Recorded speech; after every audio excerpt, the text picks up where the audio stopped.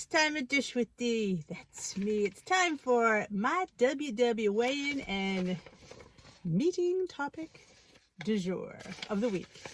So today my weigh-in was good. I stayed the same. Fully clothed. Yes, I am doing fully clothed weigh-ins. I took a liberty since we were home and been getting naked weighed. Yeah, you know that. But I figure we're going to be starting up soon enough. Actually, we heard today we will be weigh-ins. Soft openings will start on Tuesday here where I'm at in New Jersey. And just for weigh-in only. And it's certain days. And if you don't feel comfortable, you don't have to get weighed in. It's not mandatory. Lifetimers, I think we have till like August or September to go in. So I'm not in any rush to go in. It's not like you guys keep me focused, which is thank you. Because I don't know what I would have done if I didn't have you guys to keep me focused, because I've been really, for me, this is huge to be on plan on something like this and maintaining and even losing a few pounds. Yeah, so you guys keep me on track, and I thank you for that. And I'll probably go maybe another month. I'll maybe wait till, let them get the kinks out, let them get everything, Plus, it's like you have to wait outside, and it's one person at a time. You can't use the bathrooms, and we'll be standing out in the parking lot. I don't know. I'm just not, not into all that right now. So let's get to the topic du jour, shall we? I didn't even read it yet, so make meal planning work for you. Oh, always a good topic. Have you recently found yourself so over choosing what to eat after a long day? Did you ever end up just grabbing whatever you could find instead of what you actually wanted? Pro tip, a little planning can go a long way to reduce the amount of moment energy you use when tired, hungry, or just generally done. Plus, it helps us leave room for foods we love while sticking to our Smart Points budget. And while some of us are pros at batch cooking for a meal prep, here are 5 behavioral science-backed strategies to try. I don't meal prep. I mean, I occasionally meal prep like a snack, or I'm home, so I'm not going to meal prep, meals. It just doesn't make sense for me. And it's really for me. It's not like anybody else. I mean, a few of the things I make, the family enjoys, so like, yeah, then they could have that. But on the whole, they'd rather have starch, honestly. So I do not meal prep like that, unless it's something like muffins or bagels or batch I don't consider that meal prepping. I just consider that making stuff. I mean, we have our own lingo. But that's, reduce the heat of the moment decisions by planning meal snacks in advance. Start with 1 or 2 of the methods below. Before I go into these, I will tell you that I do think if you want to meal prep, I always try to meal prep. It does never work. I try. I just think it's just not in me. I like to fly by the seat of my pants. But what I try to do sometimes, if I can actually get myself to concentrate, is just plan dinners for the week, especially during this pandemic, knowing what I have on hand. And then breakfast is easy. I think breakfast is the easiest meal of the day. I have like a rotation of 8 things, maybe 9, that I go through. So I know I'll have, and I don't make big batch breakfasts. I mean, everybody kind of like does their own thing at breakfast.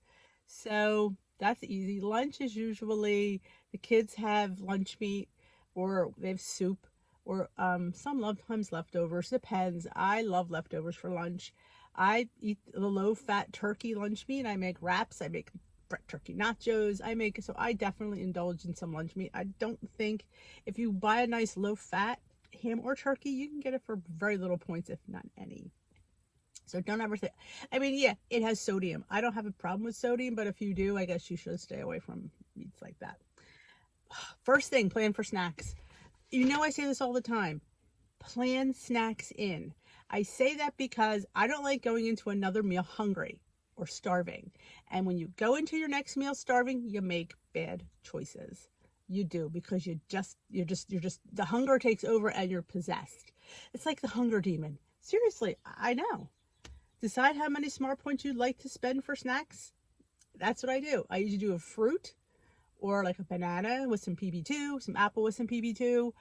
If I make little bars, those pumpkin bars are amazing. Or even like half a Built bar. I don't always have a full Built bar. Hummus, mini pretzels are probably one of my favorite go-tos. String cheese, mini light baby bells, things that are like 1 point. You can fit them in. You can fit them in. If you can't fit them in, then I'm not sure what's going on, because you should be able to fit a point here or a 0 point snack in there. Plan time to portion. Divide out your family snacks evenly in your kids' animal crackers that have been staring at you from the cabinet. You'll be less likely to find it. Well, your kid, point out those snacks. Sometimes you think that they're a lot and they're not. Or like animal crackers. You could have animal crackers. You can't have maybe their serving of animal crackers, but you could have a WW friendly serving of animal crackers. You'd be surprised how many points, if you just lower the serving size, that you could have. I always think of like the Kodiak mix, and the serving size is a half a cup. Well, I do a third a cup for 2 points less, and it's definitely plenty. I add an egg and some unsweetened milk, almond or cashew, whatever I have on hand. I think I said milk, yeah, and an egg. And it's perfectly satiating, and I've saved 2 points. Try adjusting serving sizes of things. You'd be surprised. You would be surprised. Even like the serving size will say, like chips. It could be 24 chips for 4 points. Well, if you have 12 chips, you can have them for 2 points. And sometimes 12 chips is enough with a sandwich or a wrap. Like, you know, you really have to, I've learned to play around with serving sizes. Key. Plan where food goes. When you see your snack basket on the counter, I hide my family snacks. They have their own cabinet, and I have my own little, I keep mine out, and theirs is away. They know where theirs are, and they go to it. I don't have to look at it. I find if I look at their snacks, I tend to crave their snacks. But if they're away, I don't know where they're at. Plan what you'll eat. There's a better chance you'll eat mindfully if you intentionally sit down instead of standing over the kitchen counter. They always tell you that. Weight Watchers tells you all the time to sit down and enjoy your food. Because if you don't enjoy it, you won't remember it. And if you don't remember it, you're not going to think you ate it. So it's definitely, you have to get the mind involved in this. Plan how much you're going to eat. Before you sit down to the table, dole out your serving and pack up the rest for leftovers. Always a good point. Never leave it out. It's like when you're at a restaurant and your waitress brings your food and it's bigger than you had anticipated. Ask for a takeout box right away. Put half of it so you don't have to look at it. I don't know about you, but I would tend to just pick at it. Also, the other half is gone. So yeah, I definitely plan, portion control, track it as soon as you eat it. Pre-tracking is even better if you can do that. I can pre-track certain things, not everything, but definitely my leader always says planning is the key. In order to succeed, you really have to take a conscious effort in your journey. You have to consciously be aware of what you're eating, how much you're eating, and when you're eating. So that's really, really important. I know it's like you can't just mindlessly eat because you just don't know. And let me tell you something. There's many times that I'm putting stuff away and it automatically goes in my mouth. Like, how did that? Because I wasn't thinking. So you need to be conscious. Think of everything, be aware of everything, and most importantly, enjoy everything. Enjoy what you're eating, because you know what? If you're going to eat it for the sake of eating, it's not good. Like, don't eat turkey all the time because it's low points, because you're not always enjoying it. Throw some low fat beef. Hey, throw high fat beef. Just point it. You can have a 90-10 beef. You can have an 85-15 beef. You just have to plan it in. And let me tell you something, that burger is awesome. Now, sometimes when we have an 85-15, I do a portobello bun to make up for the points. I think I love the portobello bun better than a regular bun. You grill it. I'm telling you, it's amazing. It's amazing. You definitely can make trade-offs in your food, and you definitely will enjoy the benefits. I always say, you have to experiment. You have to enjoy what you're eating, because I'm not eating steamed vegetables my whole life, because that's not going to be me. I like to have my pastas. I eat pasta a lot. I eat rice a lot. I do like my cauliflower rice. I do love my zucchini noodles, but I also love my real stuff. So I fit both of them in. You can't live on that. You just won't be successful. You'll just be a temporary, and we're looking for permanent changes to make lasting results. That's what we're looking for.